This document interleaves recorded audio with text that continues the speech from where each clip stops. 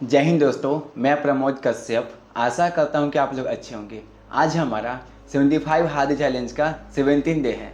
आज का हमारा टॉपिक है फिजिकल गेम और ऑनलाइन गेम के क्या फ़ायदे हैं और क्या नुकसान है। इस वीडियो को मेनली हमने 5 भाग में डिवाइड किया है। फर्स्ट पार्ट में हम जानेंगे फिजिकल गेम के क्या एडवांटेज है। सेकेंड पार्ट में जानेंगे फिजिकल गेम के कुछ डिसएडवांटेज को जानने का प्रयास करेंगे। थर्ड पार्ट में जानेंगे ऑनलाइन गेम के क्या फ़ायदे हैं। फोर्थ पार्ट में जानेंगे ऑनलाइन गेम के क्या डिसएडवांटेज हैं। और लास्ट में हम सभी चीज़ों को कंक्लूड करेंगे। अब आते हैं हम अपने फर्स्ट टॉपिक पे, फिजिकल गेम के एडवांटेज।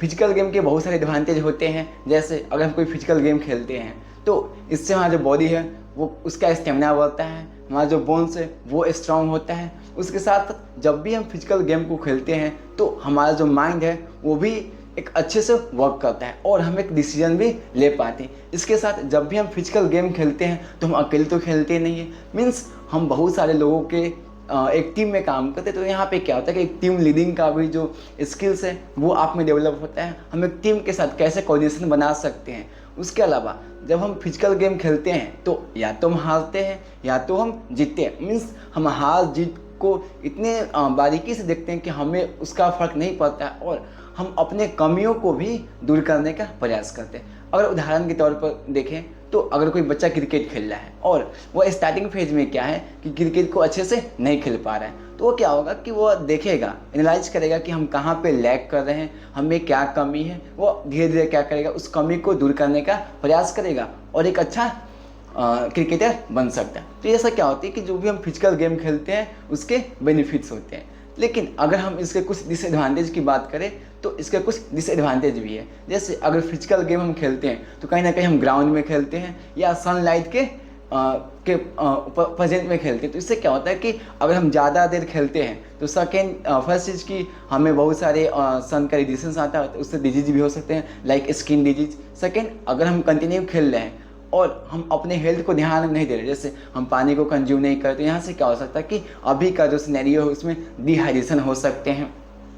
उसके अलावा जब आप फिजिकल गेम खेलते हैं तो आप बहुत सारे एनर्जी को लॉस करते हैं और जितना आप एनर्जी को लॉस कर रहे हैं, अगर उतना एनर्जी आप कंज्यूम नहीं करते हैं तो इससे भी क्या होता है, आपको बहुत सारे हेल्थ इश्यूज हो सकते हैं। तो हमें इस बात का ध्यान देना चाहिए कि जितना एनर्जी को हम लॉस कर रहे हैं हम उतना एनर्जी को कंज्यूम करें और जो मेरा डाइट है उसको हम बैलेंस करें। अब आते हैं हम अपने थर्ड टॉपिक पे, ऑनलाइन गेम के क्या एडवांटेज है। अभी क्या है कि बहुत सारे बच्चे या जो यूथ हैं वो भी क्या करें, ऑनलाइन गेम खेल रहे हैं और इससे अर्निंग भी कर रहे हैं।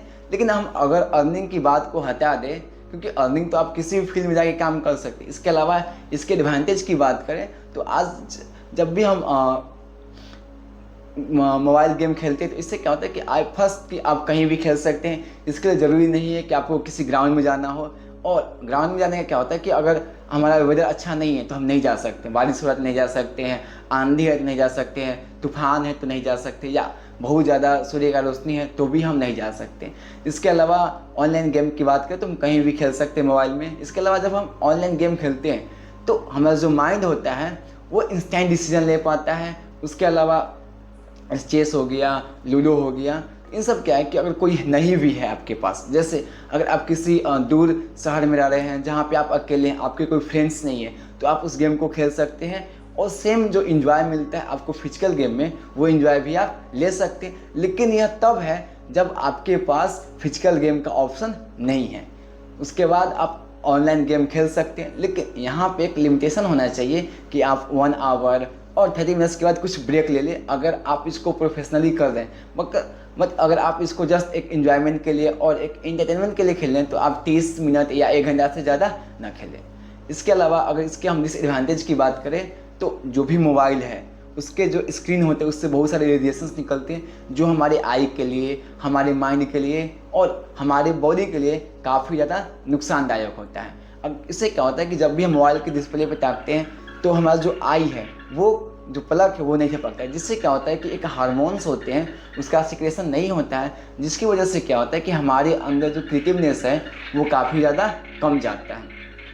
इसके अलावा हम देखते हैं कि बहुत सारे रेडिएशंस निकलते हैं, ब्लू रे, जिसको अगर हमारे आई में सीधे आ जाए तो उससे क्या होता है कि हमारे आई में बहुत सारे डिफेक्ट हो सकते हैं। तो हमें इस बात का प्रयास करना चाहिए कि हमें या तो एक चश्मा लगा लेना चाहिए। उसके अलावा अगर हम मोबाइल का यूज बहुत ज़्यादा करते हैं तो इससे हेल्थ इशू होगा। उसके अलावा क्या होता है कि माइंड का जो क्रिएटिवनेस है वो तो कमेगा ही। उसके अलावा सबसे एक बड़ी प्रॉब्लम क्या है कि हमें एडिक्शन हो जाती है।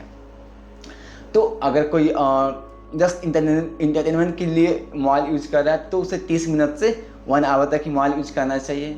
अगर हम सभी चीज़ों को कंक्लूड करने का प्रयास करें तो अगर आपके पास ऑप्शन है कि आप फिजिकल गेम खेल सकते हैं तो आपका फर्स्ट प्रायोरिटी क्या होना चाहिए, फिजिकल गेम। लेकिन आप किसी ऐसे शहर में रह रहे हैं जहाँ पे ग्राउंड नहीं है या आपके कोई फ्रेंड्स नहीं हैं, तो आप इंटरटेनमेंट के पर्पज़ से क्या कर सकते हैं, ऑनलाइन गेम खेल सकते हैं। उसके अलावा इसके एडवांटेज में भी है कि आपका माइंड शार्प होता है, आप इंस्टेंट डिसीजन ले सकते हैं, आप नई चीज़ों को देखते हैं। लेकिन हमें इस बात का ध्यान देना चाहिए कि जो मोबाइल है उसको हम एक लिमिट तक ही यूज करें। वह हमारे जीवन का हिस्सा नहीं होना चाहिए, जस्ट उसका हम इंजॉय के पर्पज़ से यूज करें। तो आज के लिए इतना ही।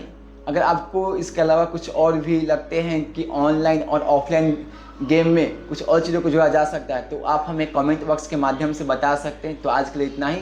जय हिंद।